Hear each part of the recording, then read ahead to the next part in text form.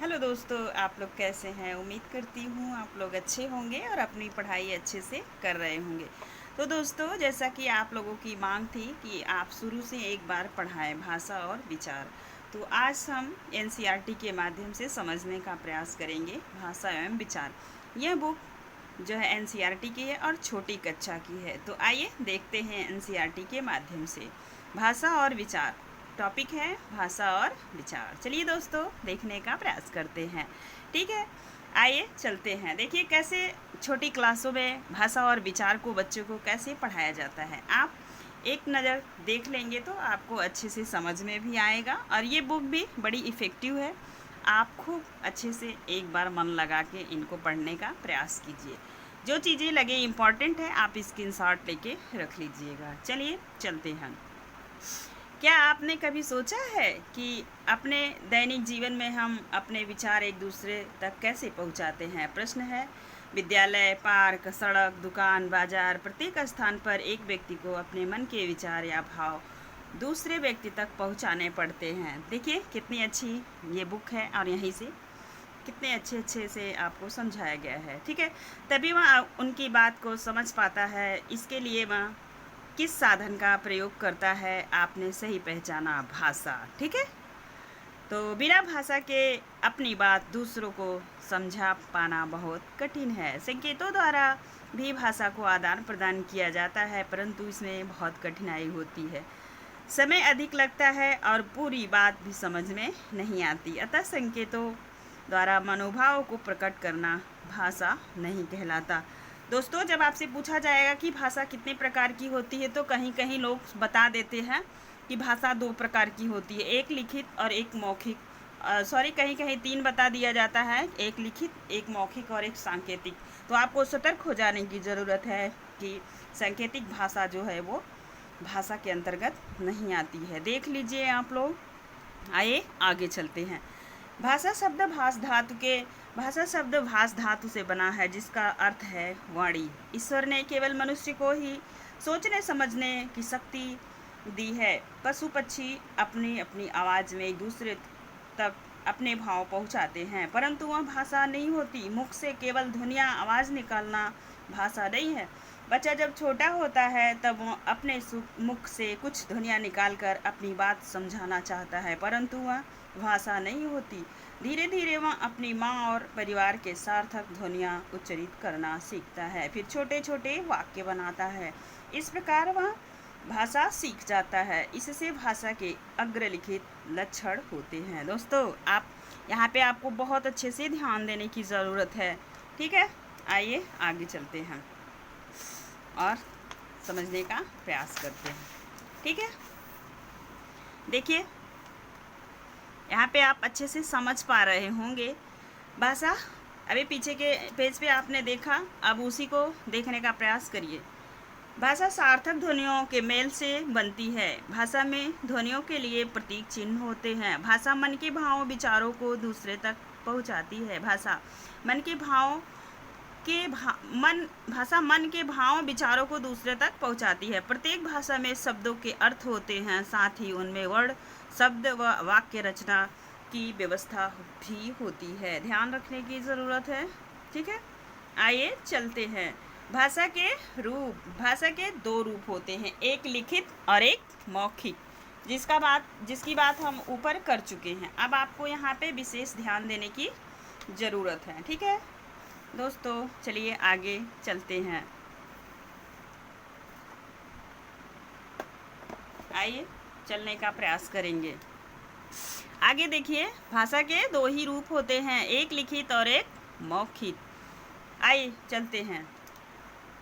अध्यापिका ने विद्यार्थी को अपनी गोवा यात्रा का अनुभव ग्रीष्मावकाश गृह कार्य में लिखने को दिया। ठीक है, अब भाषा के रूप को हम समझने का प्रयास करेंगे। यदि आपसे कोई पूछता है कि भाषा क्या है, तो आप बताएंगे भाषा वह माध्यम है जिसके द्वारा मनुष्य अपने विचारों को आदान प्रदान करता है। ठीक है दोस्तों, चलते हैं आगे। आइए आगे चलते हैं और समझने का प्रयास करते हैं। ठीक है, अध्यापिका ने विद्यार्थी को अपनी गोवा यात्रा का अनुभव ग्रीष्मावकाश गृह कार्य में लिखने को दिया। मनीषा ने यात्रा से वापस आकर अपने अनुभव लिखे। अध्यापिका ने पढ़कर उनका मूल्यांकन किया। वाह! यहाँ मनीषा ने लिखकर अपने अनुभव को व्यक्त किया तथा अध्यापिका ने पढ़कर उसकी बात समझी। यह भाषा का लिखित रूप है। इसमें एक व्यक्ति लिखकर अपने विचार प्रकट करता है तथा दूसरा व्यक्ति पढ़कर उसकी भाषा समझता है। ठीक है, जो लिखित और मौखिक की बात हुई उसी को उदाहरण के माध्यम से यहाँ पे समझाने का प्रयास किया जा रहा है। ठीक, आइए आगे चलते हैं और देखने का प्रयास करते हैं। लिखित भाषा का देखिए आप, ठीक है, यहाँ पे लिखित भाषा का जन्म मौखिक भाषा के बहुत समय बाद हुआ। ठीक है, जब पहले बोलना हम सीखे, लिखना बाद में, यहाँ लेखक बता रहा है। ठीक है, आइए चलते हैं और देखने का प्रयास करेंगे। दूसरा देखिए, लिखित भाषा के कारण ही मनुष्य द्वारा अर्जित जानकारी को आने वाली पीढ़ियों के लिए संजोकर रख पाना संभव हो जाता है। जैसे यहाँ पे आप समझिए, जैसे आपके घर में कोई छोटा बेबी हुआ हो और आप उसे धीरे धीरे बोलना सिखाते हैं, चलना सिखाते हैं, तो क्या करते हैं आप, एक पीढ़ी से दूसरे पीढ़ी को देते हैं, मतलब ट्रांसफ़र करते हैं। भाषा के 4 कौशल हैं। यहाँ से भी देखिए सीटेट में प्रश्न बहुत अच्छे से पूछा जाता है। ठीक है, आप देखिए, लिखना, पढ़ना, बोलना, सुनना। दोस्तों ये प्रश्न यहाँ, ये आपका प्रश्न है। सीटेट में कई बार ये प्रश्न क्रम पूछा जाता है कि भाषा के 4 कौशल कौन कौन है। तो लिखना, पढ़ना, बोलना और सुनना। अब देखिए, लिखना, पढ़ना, बोलना, सुनना। ठीक है, इसे आप याद रखेंगे। अब उदाहरण के माध्यम से देखिए, पत्र समाचार पत्र, पत्रिकाएं, लेख, कहानी, स्मरण, तार आदि भाषा के लिखित रूप हैं। तार बहुत पहले ज़माने में हुआ करते थे। आइए आगे चलते। अध्यापिका ने कक्षा में आकर बताया कि इस बार ग्रीष्मावकाश में विद्यालय की ओर से विद्यार्थी को गोवा ले जाया जाएगा। यह बात सभी विद्यार्थी ने सुनी। मनीषा ने घर आकर इसे अपने माता पिता को बताया। माता पिता ने उसकी बात सुनकर ध्यानपूर्वक सुनी और उसे गोवा जाने को अनुमति दे दी। यहाँ अध्यापिका तथा मनीषा ने अपनी बात बोलकर दूसरों तक पहुँचाई। विद्यार्थियों तथा माता पिता ने उनकी बात सुनकर समझी। यह भाषा का मौखिक रूप है, मौखिक रूप कहलाता है। इसमें वक्ता बोलकर अपनी बात कहता है तथा श्रोता सुनकर उसकी बात समझता है। इसे कथित भाषा भी कहा जाता है। दोस्तों आपने समझ पाया। अब आइए आगे चलते हैं। इस जो है कि चैप्टर से बहुत बार परीक्षा में प्रश्न पूछा गया है और ये छोटी कक्षा की बुक है, प्रश्न यहीं से बनते हैं, हम इन्हें छोड़ देते हैं, पढ़ते नहीं हैं। ठीक है, यह भाषा देखिए, आगे चलते हैं और देखने का प्रयास करते हैं। यह भाषा का मूल रूप है। ठीक है, मनुष्य ने पहले बोलना सीखा। आप आगे चलिए।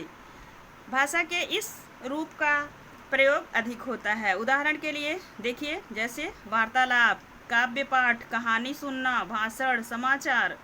ठीक है, समाचार वाचन, वाद विवाद, नाटक, रेडियो और आगे दूरदर्शन के श्रव्य कार्यक्रम आदि भाषा के मौखिक रूप हैं। जब टीवी में आप वार्तालाप, मतलब जो दो लोग आपस में बात करते हैं उसे वार्तालाप कहते हैं।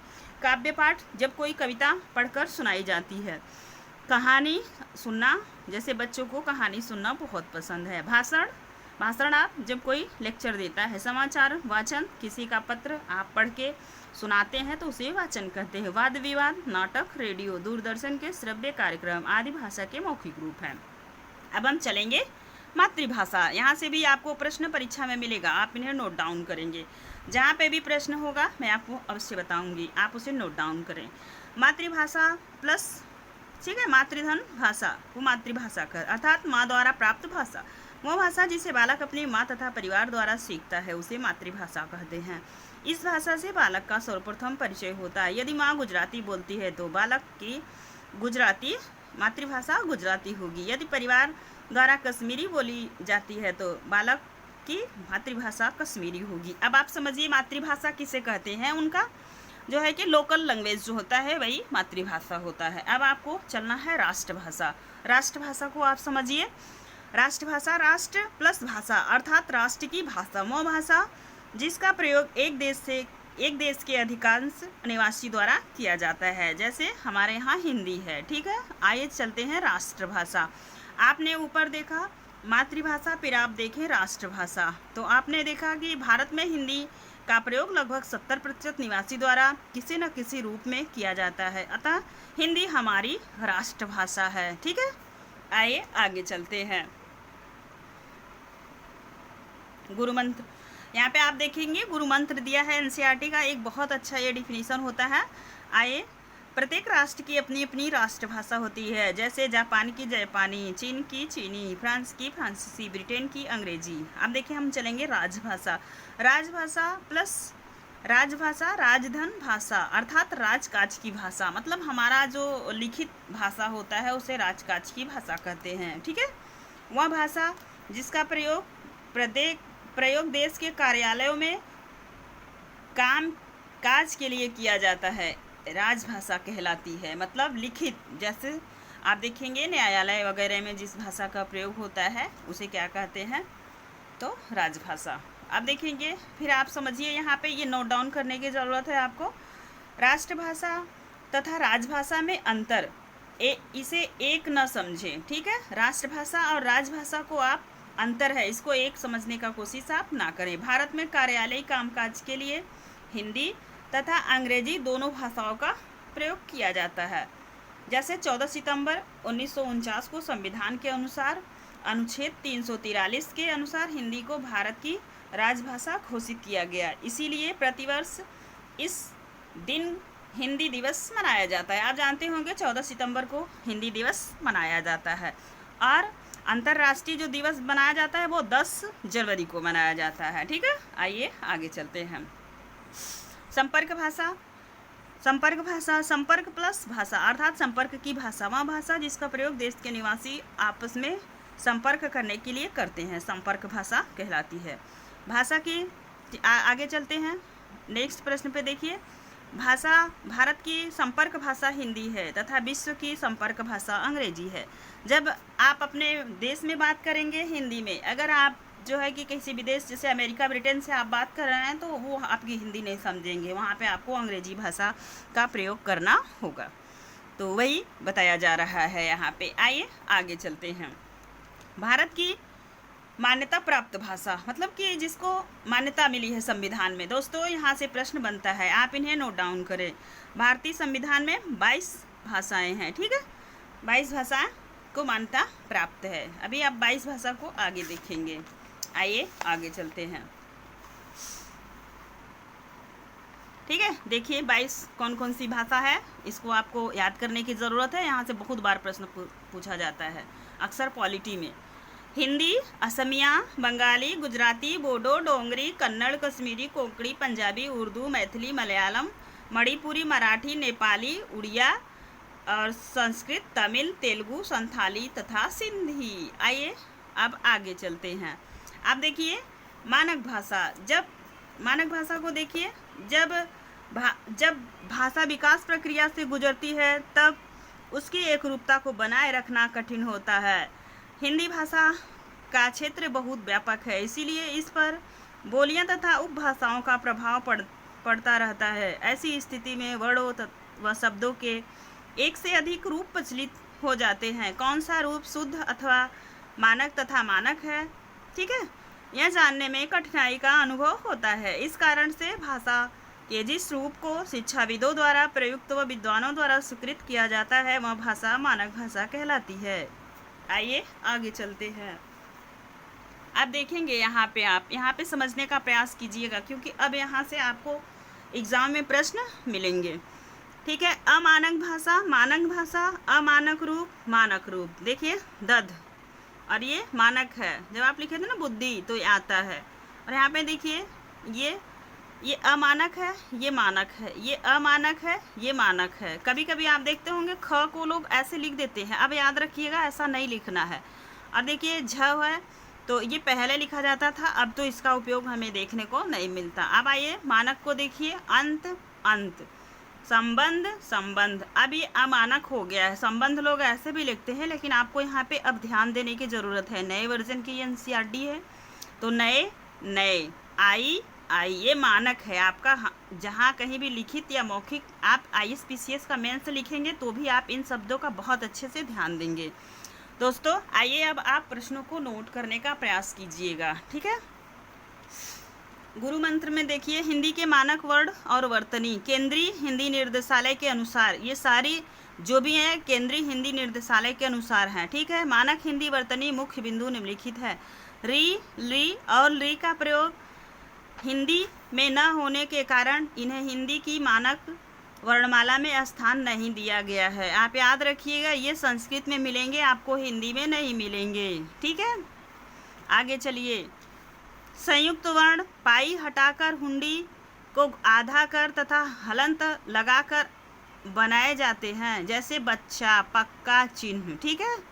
आइए आगे चलते। विभक्ति चिन्ह संज्ञा शब्दों से पृथक तथा सर्वनाम शब्दों से मिलाकर लिखे जाएंगे, जैसे संज्ञा राम को, सर्वनाम उसको।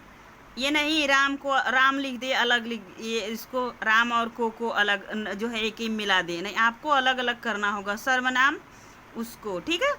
संयुक्त क्रियाएं पृथक लिखी जाएंगी, जैसे पढ़ चुका है, ठीक है। अव्यय पृथक लिखे जाएंगे, जैसे उनके साथ यहाँ तक। श्री जी आदि भी अलग लिखे जाएंगे, जैसे श्री वर्मा, वर्मा जी, ये नहीं किसी में हम मिला के लिख दिए। ये सब छोटे छोटे अशुद्धि हो जाएंगी यदि आप ध्यान नहीं देंगे तो। आइए आगे चलते हैं।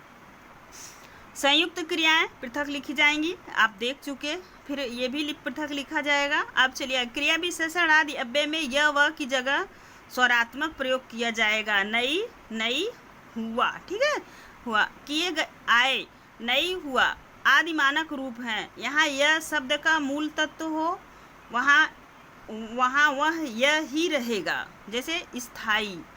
अव्ययी भाव, दायित्व आदि में यह के स्थान पे ई नहीं आएगा, याद रखना है। संयुक्त व्यंजन के रूप में पंचमाक्षर के स्थान पर अनुस्वार आएगा। अनुस्वार आप देख लीजिए, अनुनासिक ये होता है, आपको ध्यान देना है। दोनों चिन्ह प्रयोग में आएंगे। शिरोरेखा के ऊपर मात्रा व चंद्रबिंदु दोनों के लिए स्थान का अभाव हो जाता है, अतएव बिंदु अनुसार लगाया जा सकता है, जैसे मैं तो मैं, अन्यत्र चंद्र बिंदु का प्रयोग किया जाना चाहिए, ठीक है। आइए आगे चलते हैं। यहाँ पे देखिए आप लोग, ये है क, ख, ग, ज, फ में से कुछ ध्वनियाँ हिंदी उच्चारण में परिवर्तित हो चुकी हैं, केवल ज और फ, ठीक है। ज और फ अभी भी प्रयोग में है। अरबी, फारसी तथा अंग्रेजी मूलक शब्दों में इनका प्रयोग मानक है, ठीक है। इन दोनों में से ज और फ का प्रयोग है, बाकी इनका प्रयोग अब नहीं होता है। और कहाँ कहाँ होता है? अरबी और फारसी में, ठीक है। आगे चलते हैं। आपको यहाँ पे विशेष ध्यान देने की ज़रूरत है। कुछ शब्द दोनों रूपे में मानक है, जैसे सर्दी, सर्दी, गर्दन, गर्दन आदि। शब्द के अंत का हलंत हिंदी में लुप्त हो चुका है, जैसे विद्वान, महान, परिषद, संसद आदि। तत्सम शब्दों में तीन व्यंजन के संयोग की स्थिति में एक द्वित्व मूलक व्यंजन लुप्त हो गया है, उसे न लिखने की छूट है, जैसे अर्ध। और ये देखिए, और तत्व, इसे न लिख के इसे लिख सकते हैं, इसे न लिख के इसे लिख सकते हैं, ठीक है। आइए आगे चलते हैं। तत्सम शब्दों के तद्भव हो जाने पर विसर्ग का लोप हो जाता है, जैसे देखिए तत्सम जब तद्भव होगा तो विसर्ग का लोप हो जाएगा। आपको यहाँ पे विशेष ध्यान देने की ज़रूरत है, जैसे दुख, दुख। पूर्वकालिक प्रत्यय कर क्रिया से मिलाकर लिखा जाए, जैसे दौड़कर, पढ़कर, ठीक है। तो आज के लिए इतना ही दोस्तों, फिर मिलेंगे नेक्स्ट वीडियो में। बोली वाला जो है कि ये बोली के पार्ट को लेके वीडियो लंबा हो जाएगा, तो मैं वीडियो को यहीं पे रोकूंगी और अब मिलेंगे नेक्स्ट वीडियो में। तब तक के लिए अपना ख्याल रखिए, पढ़ते रहिए, ठीक है। धन्यवाद।